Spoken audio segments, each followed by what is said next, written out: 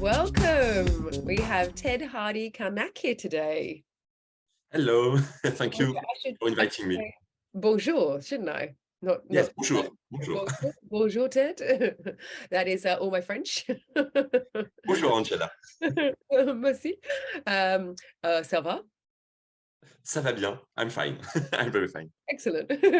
So you have made a film that is in our film festival. I'll get you to say it in the French because I can only say it in English. A world free of crisis. How do you pronounce it in French? Un monde sans crise.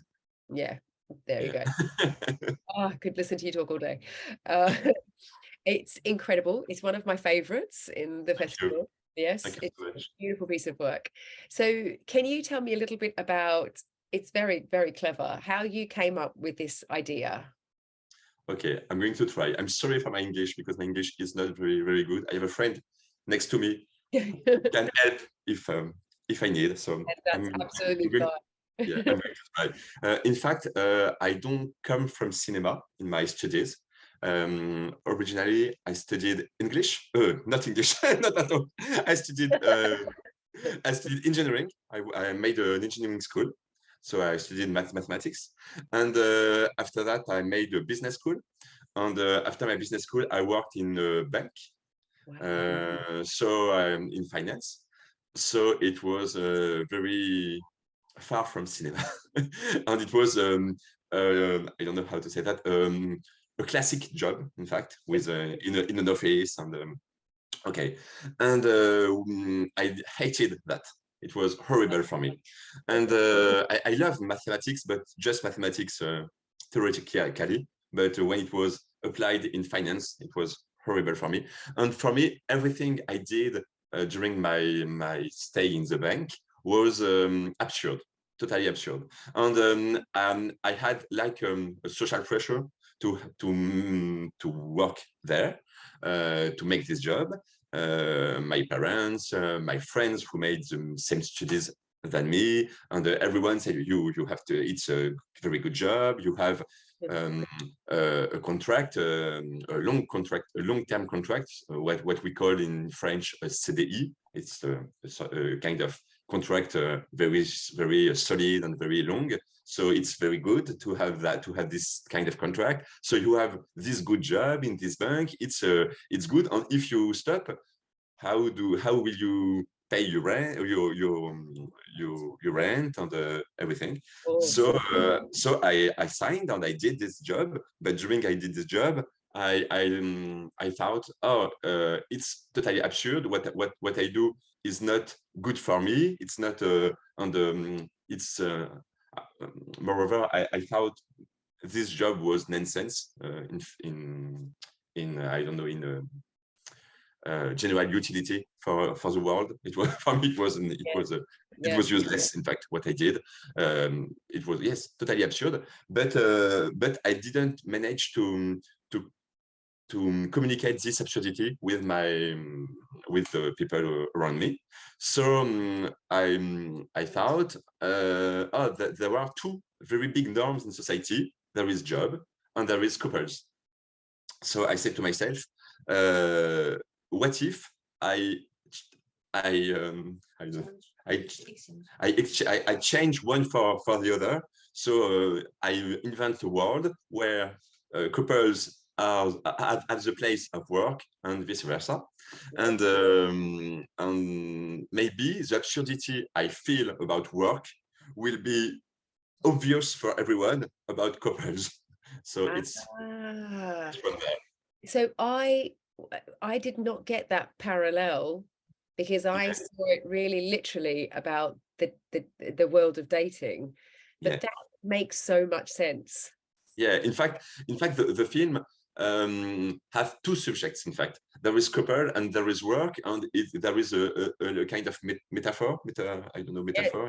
Yes, metaphor for life. Yeah. yes, a metaphor between these two norms, and you can see the movie and say, oh yes, there is this social pressure about love, about couples, and it is just pushed a little, but this is like our world. Or you can see also the movie as, oh, it speaks about also about work, on the absurdity of social pressure about work, because in my mind I said to myself, if today I'm single, for example, and I meet someone, but this person is not for me. We don't match, in fact.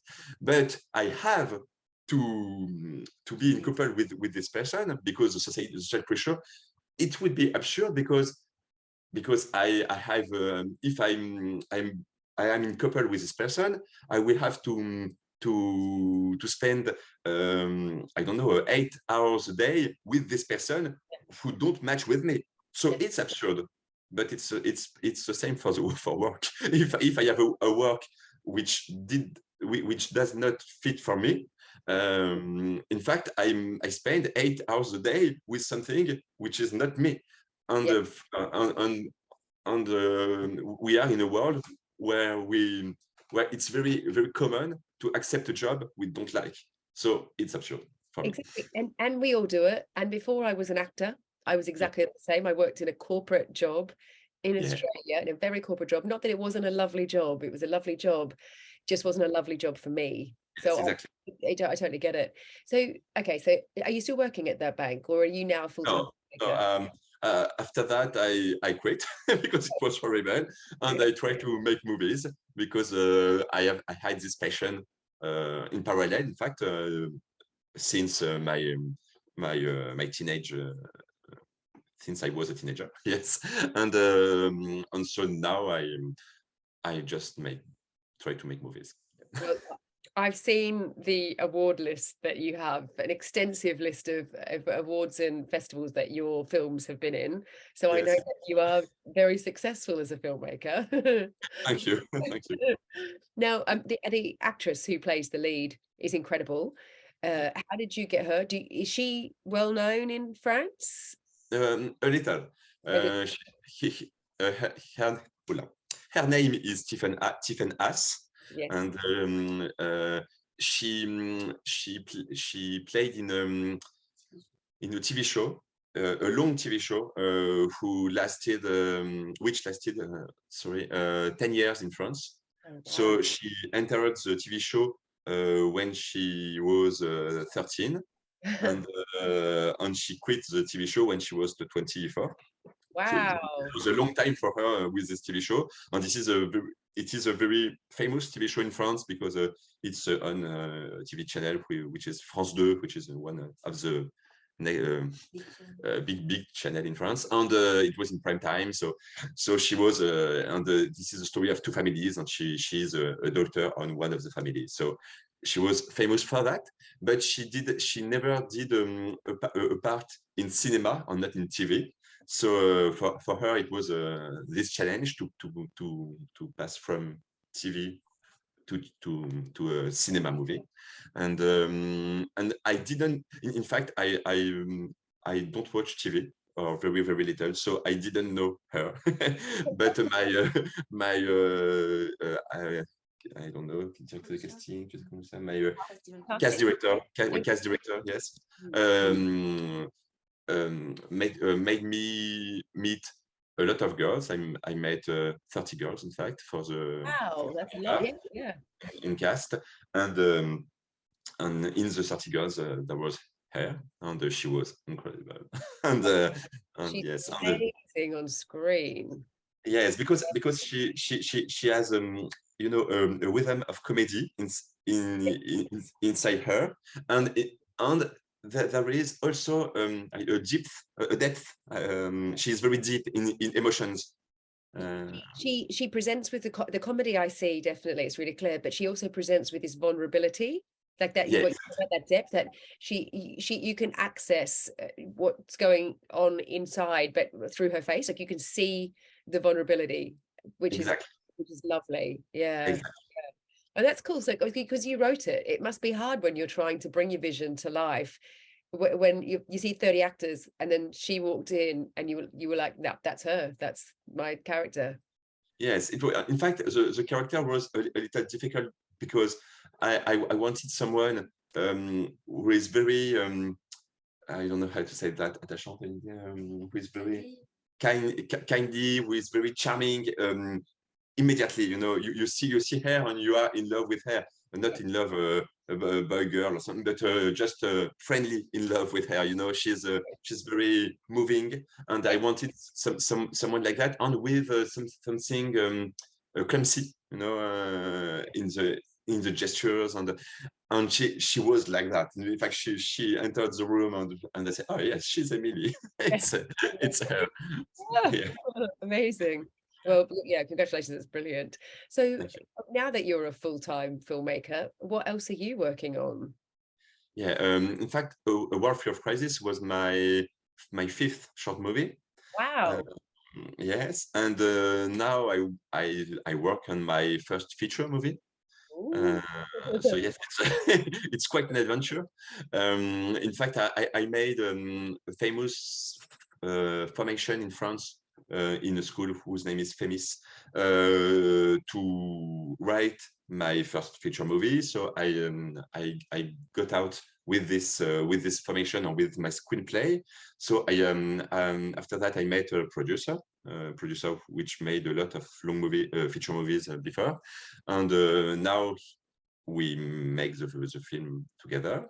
So we write a lot, because it's very long to write a film, and a feature film is quite long.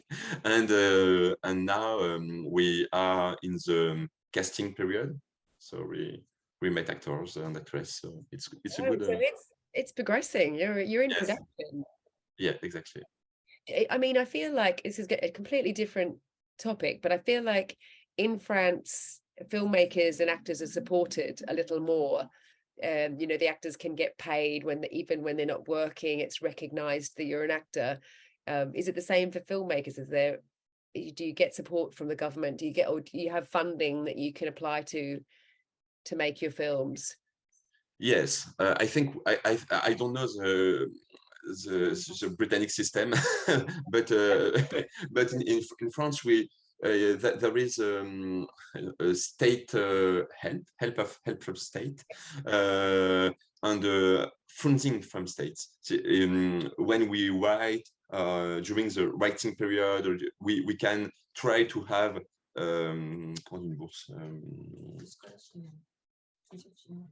I don't know the name, a funding, in fact. So we have, there is a kind of contest, and we send our screenplay and a letter with intentions for the film, and if we are chosen, we have money to write, we have money to rewrite.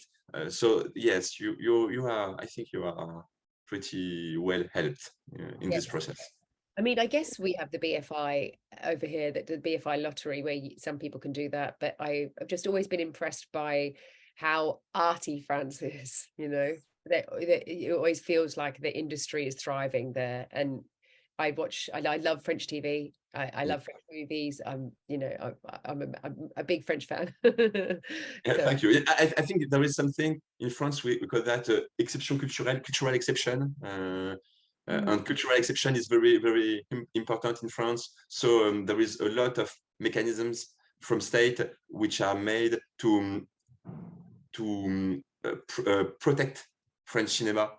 For example, from US cinema, because it's very big, US cinema. So to protect French cinema and to help French cinema to be important. And it's true that there are, I don't know, I think 250 feature movies a year in France, French.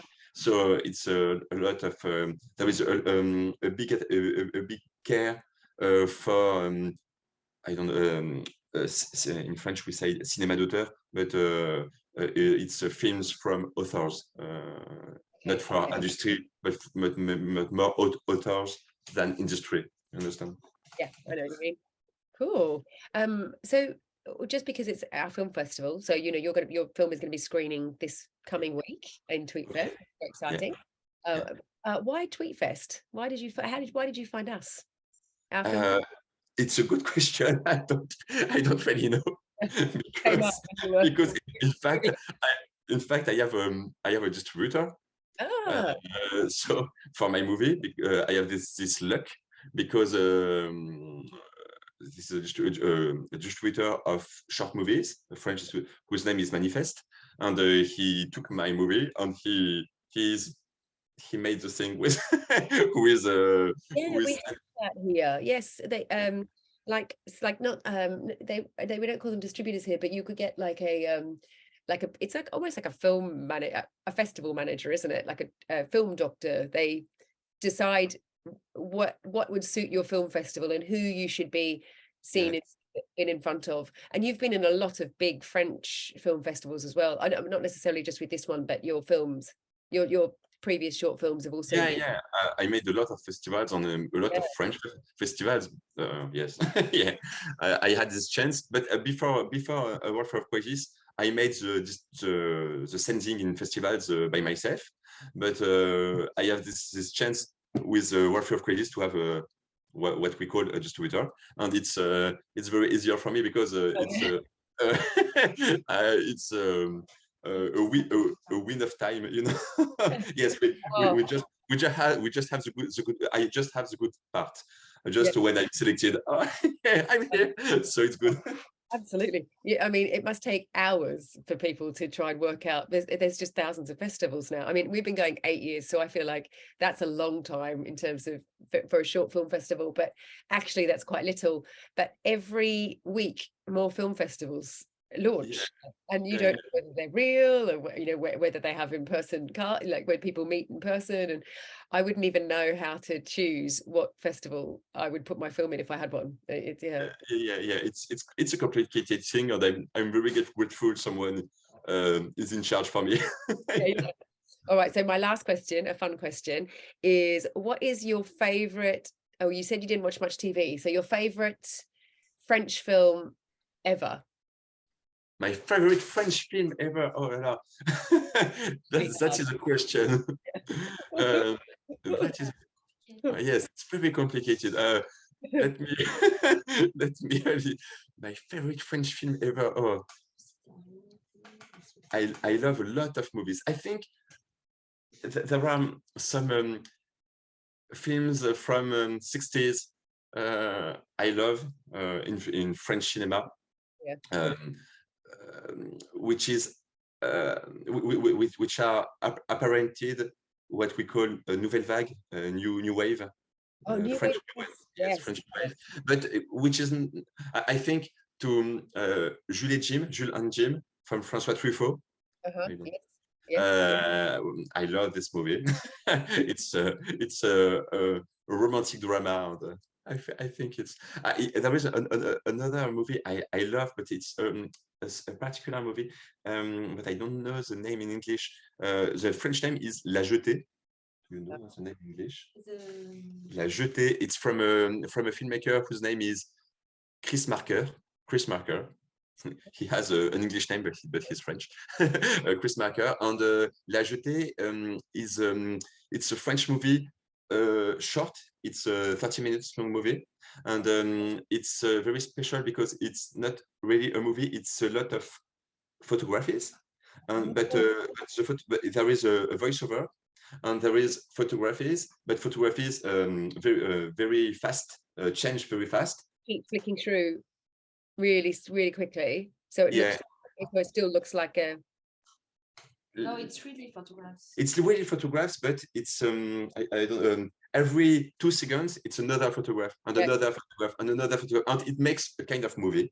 No title in English. It's La Jetée in English. Rosalie said to me it's La Jetée in English too. It's in the English name. Okay, and it's a little famous movie because he was adapted by Terry Gilliam in an American movie. Terry Gilliam made an American movie whose name is 12 Monkeys.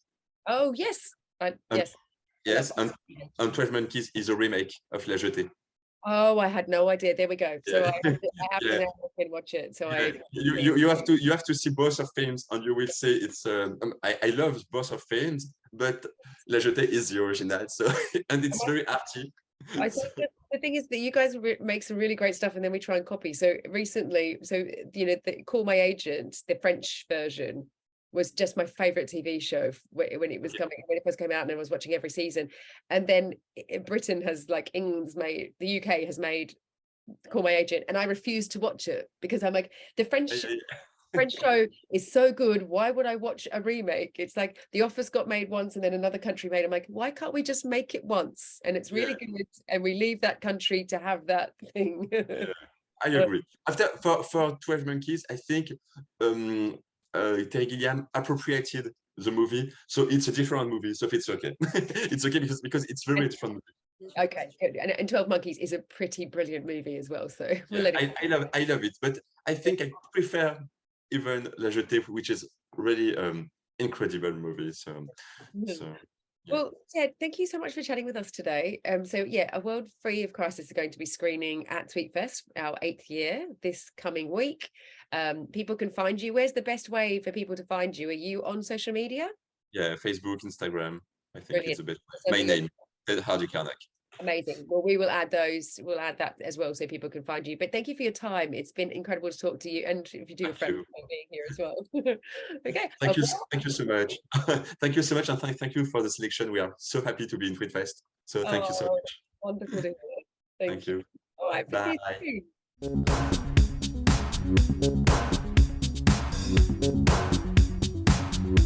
soon.